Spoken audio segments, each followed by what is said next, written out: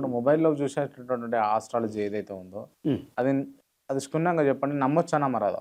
100% నమ్మరాదండి. 100% ఎందుకు ఇంక నమ్మరాదు? దాంట్ల డబ్బులు కట్టి కూడా వృధా అంటారు. టైమ్ పాస్ కదా!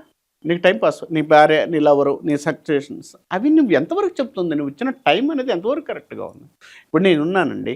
ఒక వ్యక్తిని మనం చూసిన తర్వాత ఒక గురువుగా నేను డేట్ ఆఫ్ బర్త్ టైం చూస్తాను, అస్సముద్రం చూస్తాను. ఒక 5, 6 సెషన్‌లో నిన్ను చూసుకున్న తర్వాత నువ్వు ఏది పర్ఫెక్ట్? హ్మ్. దానికి తగ్గట్టు నువ్వు ముందుకెళ్తావా లేదా? వెళ్ళడానికి అవకాశాలు ఎక్కడున్నాయి?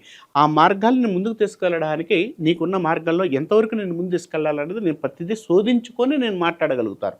హ్మ్. నేను మీరిచ్చారు డేట్ ఆఫ్ బర్త్ టైం. నేను అర్ధగంట 8:30-9 అన్నారు. 9లో 2 లగ్నాలు మారతాయి. లగ్నాలు మారినప్పుడు జాతకాలు మొత్తం మారతాయి కదా! హ్మ్. అప్పుడు నీకేం చెప్పాలి? అంటే నీకు ఇష్టం వచ్చినట్టు, నీకు నచ్చినట్టు ఒక మాట చెప్తే హ్యాపీయా?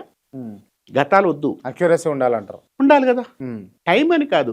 నీకు చెప్పే విషయంలో కూడా నీకు అక్కడ గతాలేం మాట్లాడతాడు. నువ్వు చెప్పిన రూ. 20, రూ. 30 కోసం చూస్తావు కదా!